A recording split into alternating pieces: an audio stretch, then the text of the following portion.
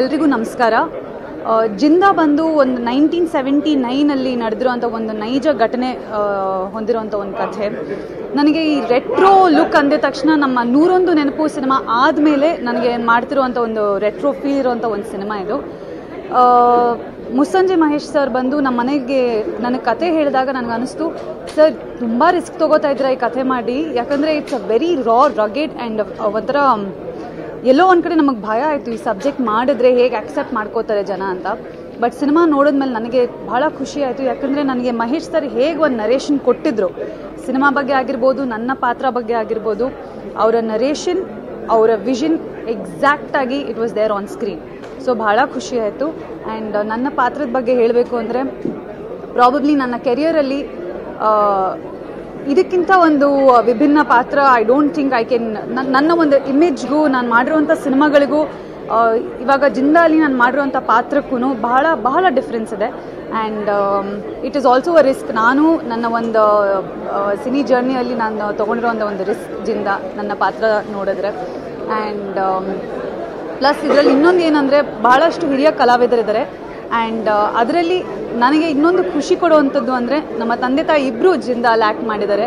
And in fact ನಮ್ಮ ತಂದೆ ನನಗೆ ಆನ್ ಸ್ಕ್ರೀನ್ ತಂದೆ ಕೂಡ ಜಿಂದಾಲ್ ಆ್ಯಕ್ಟ್ ಮಾಡಿದ್ದಾರೆ. ಆ್ಯಂಡ್ ಮೈ ಮದರ್ ಪ್ಲೇಸ್ ನಮ್ಮ ಯುವರಾಜ್ ಅವರ ತಾಯಿಯಾಗಿ ಮಾಡ್ತಿದ್ದಾರೆ.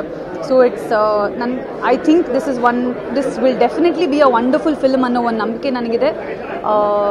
ನಿಮ್ಮ ಬೆಂಬಲ, ನಿಮ್ಮ ಒಂದು ಎನ್ಕರೇಜ್ಮೆಂಟ್, ನಿಮ್ಮ ಒಂದು ಸಪೋರ್ಟ್ ನಮ್ಮ ಸಿನಿಮಾಗೆ ಬೇಕು. ಎಲ್ರಿಗೂ ನಮಸ್ಕಾರ. ಅಸ್ತಿತ್ವ ಆದ ನಂತರ ಇದು ನನ್ನ 2ನೇ ಸಿನಿಮಾ ಜಿಂದಾ. ಟೈಟ್ಲ್ ಕೇಳೋಕ್ಕೇ ಒಂಥರ ಭಾರವಾಗಿದೆ, ಗಟ್ಟಿತನ ಇದೆ. ಸೊ ನೀವೆಲ್ಲ ಟ್ರೈಲರ್ ನೋಡಿದಿರ ಆಲ್ರೆಡಿ.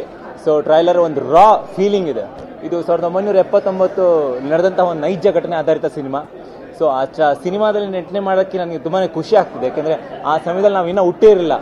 ಸೊ ಆ ಪಾತ್ರನ ಮಾಡಬೇಕು ಅಂದಾಗ ನಾವು ತುಂಬಾ ತಯಾರಿ ತಗೊಂಡು, ಸೊ ಇನ್ಪುಟ್ ನಮ್ಮ ನಿರ್ದೇಶಕರಂತಹ ಮಹೇಶ್ ಸರ್ ಕಡೆಯಿಂದ ಹಾಗೂ ನಮ್ಮ ಪ್ರೊಡ್ಯೂಸರ್ ಕಡೆಯಿಂದ, ಯಾಕೆಂದರೆ ಅವರು ಆ ಸಮಯನ ನೋಡಿ ಬಂತವರು, ದಾಟ್ ಬಂದಂಥವ್ರು.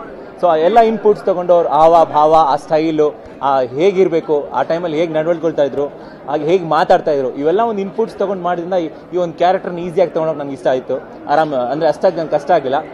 ಹಾಗೆ ಮಹೇಶ್ ಸರ್ ಬಗ್ಗೆ ಆಗಲಿ ಅಥವಾ ದತ್ತ ಸರ್ ಬಗ್ಗೆ ಮಾತಾಡೋಷ್ಟು ದೊಡ್ಡ ವ್ಯಕ್ತಿ ನಾನಲ್ಲ, ಭಾಳ ಪ್ರೀತಿಯಿಂದ ನೋಡ್ಕೊಂಡಿದ್ದಾರೆ. ಸೊ ಹೊಸಬರು ಅಂತ ಎಲ್ಲೂ ನಮ್ಮನ್ನ ಕಡೆಗಣಿಸ್ತಿಲ್ಲ.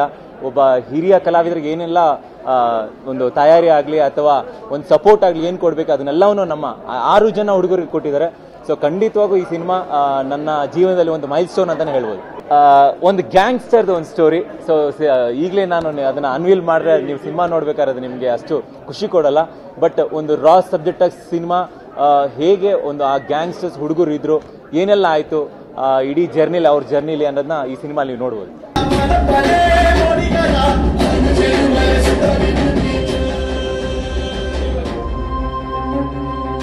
ಸರ್, ನನ್ನ ಹೆಸರು ದತ್ತ ಅಂದ್ಬಿಟ್ಟು, Dattatreya Bachegowda. I am the producer of this film.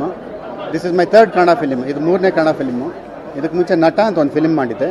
ಅದಾದಮೇಲೆ Pokhri of Darshan. This is my 3rd film in Kannada. It is based on a true story which happen in Kollegal in the year 1979.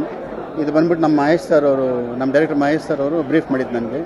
So based on is the script and I just went ahead producing this film. No totally I like the script narrated by Mahesh. Planning June first weak most probably. Sir, ನಮ್ಮ film ಬಗ್ಗೆ ನಾನು ಹೇಳಿದ್ರೆ ಚೆನ್ನಾಗಿ ಕಾಣಿಸಲ್ಲ. Film ತೆರೆ ಮೇಲೆ ಬರಲಿ.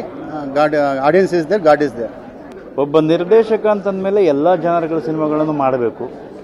ಆರಂಭ ಆಗಿದ್ದು ಲವ್, ಕೆಲಸ ಕಲ್ತಿದ್ದು ಆಕ್ಷನ್ ಡೈರೆಕ್ಟರ್ಗಳ ಹತ್ರ. ಸಿನಿಮಾಗೆ ಆಫರ್ ಸಿಕ್ಕಿದ್ದು, ಆಪರ್ಚುನಿಟಿ ಸಿಕ್ಕಿದ್ದು ಲವ್ ಸಿನಿಮಾ.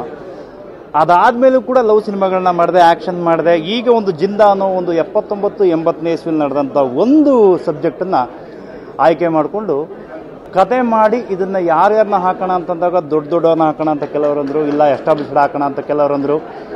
ಅದೆಲ್ಲವನ್ನು ಮೀರಿ ಈ ಕತೆ ಡಿಮ್ಯಾಂಡ್ ಮಾಡ್ತಾ ಇದ್ದದ್ದು ಏನು ಅಂತಂದರೆ, ನನಗೆ ಹೊಸ ಫೇಸ್ಗಳು ಬೇಕು, ಫ್ರೆಶ್ ಫೇಸ್ಗಳು ಬೇಕು, ರಾ ಫೇಸ್ಗಳು ಬೇಕು ಅಂತ ಹುಡುಕ್ತಾ ಇದ್ದೆ. ಆವಾಗ ಚೂಸ್ ಮಾಡಿ ಆ ಸಿನಿಮಾನ ಇಲ್ಲಿ ತನಕ ಒಂದು ಅದ್ಧೂರಿಯಾಗಿ ಮಾಡಿ, ದತ್ತವರು ನನಗೇನು ಬೇಕೋ ಅದನ್ನೆಲ್ಲ ಸಿನಿಮಾಗೆ ಏನು ಬೇಕೋ ಅದಷ್ಟನ್ನು ಕೊಟ್ಟು ಇವತ್ತು ಆಡಿಯೋ ರೀಚ್ ತನಕ ಬಂದಿದೆ. ಮುಂದಿನ ತಿಂಗಳು ಸಿನಿಮಾನ ಬಿಡುಗಡೆ ಮಾಡ್ತಾ ಇದ್ದೀವಿ. ನನ್ನ ಮತ್ತು ಶ್ರೀಧರ್ ಸಿನಿಮಾ 6ನೇ ಸಿನಿಮಾ ಕಾಂಬಿನೇಷನ್.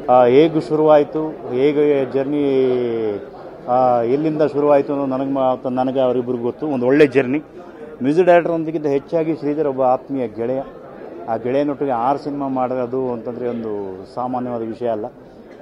ನನ್ನ ಮತ್ತು ಶ್ರೀಧರ ಕೆಮಿಸ್ಟ್ರಿ ತುಂಬ ಚೆನ್ನಾಗಿದೆ. ಅವ್ರಿಗೇನು ಬೇಕು ಅಂತ ನನಗೆ ಗೊತ್ತು, ನನಗೇನು ಬೇಕು ಅಂತ ಅವ್ರಿಗೆ ಚೆನ್ನಾಗಿ ಗೊತ್ತು. ಆ ಒಂದು ಕಾರಣದಿಂದ ನನ್ನ ಮತ್ತು ಶ್ರೀಧರನ ಆಡಿಯೋಗಳು ಎಲ್ಲ ಸಿನಿಮಾದಲ್ಲೂ ಹಿಟ್ ಆಗೋದಕ್ಕೆ ಅದೊಂದು ಕಾರಣ ಅಂತಲೇ ಹೇಳ್ಬೋದು. Thank you. ಮತ್ತು ಈ ಸಿನಿಮಾಗೆ ಸಪೋರ್ಟ್ ಮಾಡಿದಂಥ ಆಲ್ ಮೈ ಟೆಕ್ನಿಷಿಯನ್ಸ್ ಮತ್ತು ಎಲ್ಲ ಹಿರಿಯ ಕಲಾವಿದರಿಗೂ ತುಂಬ ಹೃದಯದ ಧನ್ಯವಾದಗಳು. Thank you so much. Zinda ಅನ್ನೋ ಒಂದು ನೈಜವಾದ ಕಥೆ ಡೈರೆಕ್ಟರ್ ನನಗೆ ಹೇಳಿದಾಗ ಇದು ಒಂದು ರಾ ಆ್ಯಂಡ್ ರಸ್ಟಿಕ್ಕು ಒಂದು ಯಾವುದೊಂದು ಈ ಮೈಸೂರು ಕೊಳ್ಳೇಗಾಲ ಈ ಬ್ಯಾಕ್ಡ್ರಾಪಲ್ಲಿ ನಡೆಯುವಂಥದ್ದು ಕಥೆ ಅಂತ ಹೇಳಿದಾಗ ಇದರಲ್ಲಿ ತುಂಬ ಒಂದು ಆ ಸನ್ನಿವೇಶಗಳು ಪಾತ್ರಗಳು ಇದೆಲ್ಲ ಯಾರು ನೋಡಿಲ್ದಿರ್ತಕ್ಕಂಥದ್ದು ಅಂದರೆ ಇವಾಗ ನಾವು ಕೇಳಿರ್ತೀವಿ ವೈಲ್ಡ್ ಇದ್ರ ಬಗ್ಗೆ ಎಲ್ಲ ಕೇಳಿರ್ತೀವಿ, ಬಟ್ ಅದ್ರ ಒಡನಾಟ ಅದ್ರ ಯಾವ ಥರ ಇರ್ತೀವಿ, ಯಾವ ಥರ ಫಂಕ್ಷನಿಂಗ್ ಮಾಡುತ್ತೆ ಅನ್ನೋದು ಗೊತ್ತಿರಲ್ಲ. ಸೊ ಅದ್ರ ಕಥೆನ ಭಾಳ ಅಚ್ಚುಕಟ್ಟಾಗಿ ಮನಸ್ಸಿಗೆ ಮುಟ್ಟೋ ಹಾಗೆ ಹೇಳಿದ್ರು ಮಹೇಶ್ ಸರ್.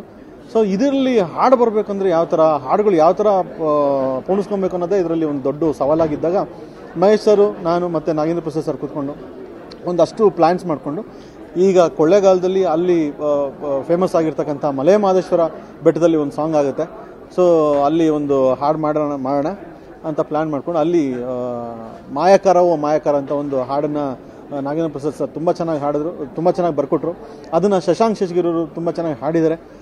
ಸೊ ಹೀಗೇನೆ ಇನ್ನೊಂದು ಲವ್ ಸಾಂಗ್ ಬೇಕು ಅಂತ ಆದಾಗ ಅದನ್ನು ಮಾದೇಶನ ಆಣೆ ಮುದ್ದು ನೀನು ಅಂತ ಒಂದು ಬ್ಯೂಟಿಫುಲ್ ಲವ್ ಸಾಂಗ್ನ ಅದನ್ನು ಸಹ ಬರ್ಕೊಟ್ರು. ಮತ್ತು ತುಂಬ ಚೆನ್ನಾಗಿ ಬಂತು ಹಾಡೋದು. ಅದನ್ನು ರಾಜೇಶ್ ಕೃಷ್ಣ ಅವರು ಅದ್ಭುತವಾಗಿ ಹಾಡಿದ್ದಾರೆ.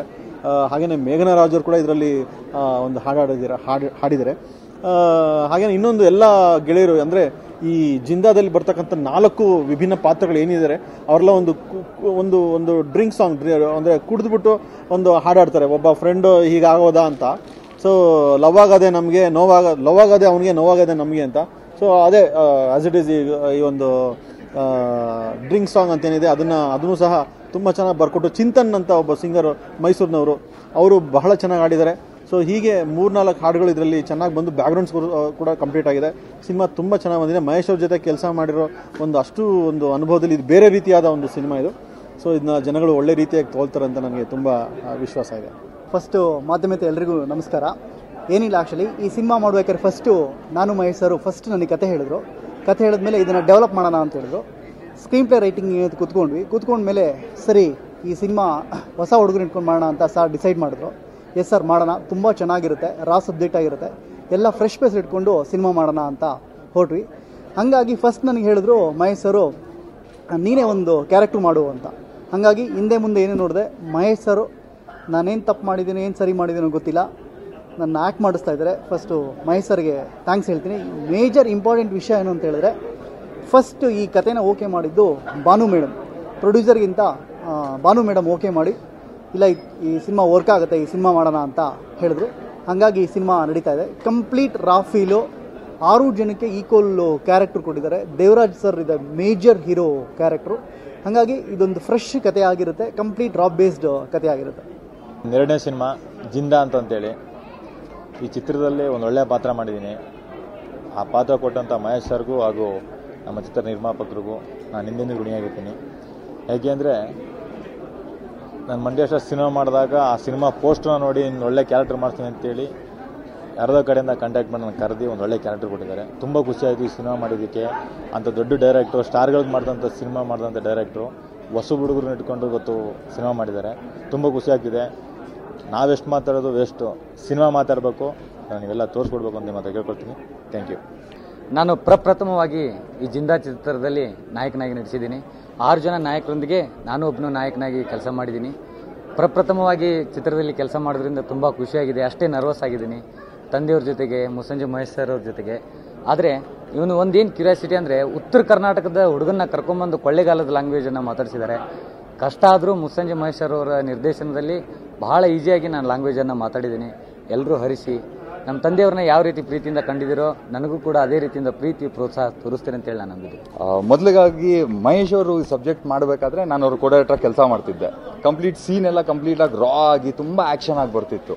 ನಾನು ಕೇಳ್ತಿದ್ದೆ ಡೈರೆಕ್ಟರ್ನ, ಇಷ್ಟು ರಾ ಆಗಿದೆಯಲ್ಲ, ಹೆಂಗೆ ಕ್ಯಾರೆಕ್ಟರ್ಗಳು ಹೆಂಗೆ ಮಾಡ್ತಾರೆ, ಹೊಸೊಬ್ರು ಅಂತ ಹೇಳ್ತಾ ಇದ್ದೀರಲ್ಲ, 5 ಜನ ಯಾರ್ಯಾರನ್ನ ಹಾಕೋಬೇಕು ಅಂತ ಇದ್ದಾಗ ಫಸ್ಟ್ ಹೇಳಿದ್ದು ಅದರೊಳಗೆ ಒಂದು ಕ್ಯಾರೆಕ್ಟರ್ ಇದೆ ಕೃಷ್ಣ, ನೀನು ಮಾಡೋ ಅದನ್ನು ಅದು ಅಲ್ಲಿಂದ ಸ್ಟಾರ್ಟ್ ಆಗಿದ್ದು ಸರ್. ಆ ಸಬ್ಜೆಕ್ಟ್ ಮಾಡಬೇಕಾದ್ರೆ ಅದೊಂದು ಕ್ಯಾರೆಕ್ಟರ್ ಹೇಳಿರೋದ್ರಿಂದ 6 ಜನದ ಕ್ಯಾರೆಕ್ಟರ್ ನಮಗೆ ಹೆಲ್ಪ್ ಆಯಿತು ಮಾಡ್ಕೊಳ್ಳೋದ್ರಕ್ಕೆ.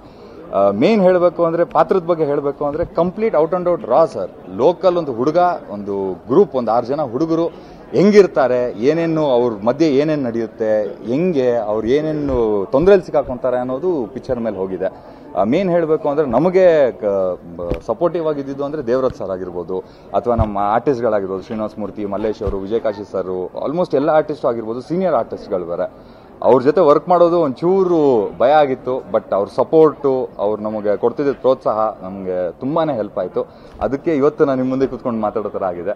ಸೊ ಪಿಕ್ಚರ್ ಬಗ್ಗೆ ಚೆನ್ನಾಗಿದೆ, ಒಂದ್ಸತಿ ನೋಡಿ ನೀವೆಲ್ಲರೂ ಹಾರೈಸಬೇಕು ಅಂತ ಕೇಳ್ಕೊತೀನಿ. Thank you very much. ಈ ಸಿನಿಮಾಗೆ ಎಲ್ಲ ಹಾಡುಗಳನ್ನು ಬರೆದಿದ್ದೀನಿ. ಈ ಸಿನಿಮಾದ ಹಾಡುಗಳನ್ನು ಬಿಡುಗಡೆ ಮಾಡಲಿಕ್ಕೆ ಮ್ಯೂಸಿಕ್ ಬಜಾರ್ ಅನ್ನುವಂಥ ಒಂದು ಸಂಸ್ಥೆಯನ್ನು ಹುಟ್ಟಾಕಿದ್ದೇವೆ. ಒಂದಷ್ಟು ಜನ ತಂತ್ರಜ್ಞರು, ಸಂಗೀತ ನಿರ್ದೇಶಕರು, ಸಾಹಿತಿಗಳು ಎಲ್ಲರೂ ಸೇರಿಕೊಂಡಂಥ ಒಂದು ಸಂಸ್ಥೆ ಇದು. ನಾನೊಬ್ಬನೇ ಅಲ್ಲ. ಮ್ಯೂಸಿಕ್ ಬಜಾರ್ ಅನ್ನುವಂಥದ್ದು ಮುಂದಿನ ದಿನಗಳಲ್ಲಿ ಇನ್ನಷ್ಟು ಹೆಚ್ಚು ಹಾಡುಗಳನ್ನು, ಕನ್ನಡದ ಹಾಡುಗಳನ್ನು ಕನ್ನಡಿಗರಿಗೆ ಕೇಳಿಸೋ ನಿಟ್ಟಿನಲ್ಲಿ ಹೆಚ್ಚು ಕೆಲಸ ಮಾಡಬೇಕು ಅನ್ನೋದು ಒಂದು ಉದ್ದೇಶ. ಈ ಆಡಿಯೋಗೆ, ಮ್ಯೂಸಿಕ್ ಬಜಾರ್ ಆಡಿಯೋ ಕಂಪನಿಗೆ ನಿಮ್ಮೆಲ್ಲರ ಪ್ರೋತ್ಸಾಹ ಮತ್ತು ಆಶೀರ್ವಾದ ಇರಲಿ ಅಂತ ಕೇಳ್ಕೊತೀನಿ. ನಂದು ಇದರಲ್ಲಿ ಒಂದು ಮೇಜರ್ ರೋಲ್ ಅಂತ ಮಾಡಿದ್ದೀನಿ. ಆ್ಯಂಡ್ ಇದ್ರ ಪಾತ್ರದಲ್ಲಿ ಎಕ್ಸ್ಪೀರಿಯನ್ಸ್ ಅಂದರೆ ತುಂಬ ಚೆನ್ನಾಗಿತ್ತು. ಯೂನಿಟಿಂದ ಹಿಡಿದು ಅಥವಾ ಡೈರೆಕ್ಟ್ರು ಸಪೋರ್ಟ್ ಮಾಡ್ತಾ ಇದ್ದಿದ್ದು, ಆ್ಯಂಡ್ ಪ್ರೊಡ್ಯೂಸರ್ ಅವಾಗವಾಗ ಬಂದು ನಮಗೆ ಕೊಡ್ತಾ ಇದ್ದಿದ್ದಂಥ ಟಿಪ್ಸು ಎಲ್ಲ ಸಿಕ್ಕಾಪಟ್ಟೆ ಹೆಲ್ಪ್ ಮಾಡ್ತು. ಆ್ಯಂಡ್ ಎಕ್ಸ್ಪೀರಿಯನ್ಸು ಫಸ್ಟ್ ಮೂವಿಗೆ ಆಗಿರೋದ್ರಿಂದ ತುಂಬ ಚೆನ್ನಾಗಿತ್ತು. ಆ್ಯಂಡ್ ನನ್ನ ಎಕ್ಸ್ಪೀರಿಯನ್ಸ್ ಹಿಂಗೆ ಚೆನ್ನಾಗಿರಲಿ, ಮುಂದೆ ಇದೇ ಥರ ಅಂತ ಒಂದು ಯೂನಿಟ್ಗಳು ಸಿಕ್ಕಲಿ ಅಂತ ನಾನು ಇಷ್ಟಪಡ್ತೀನಿ.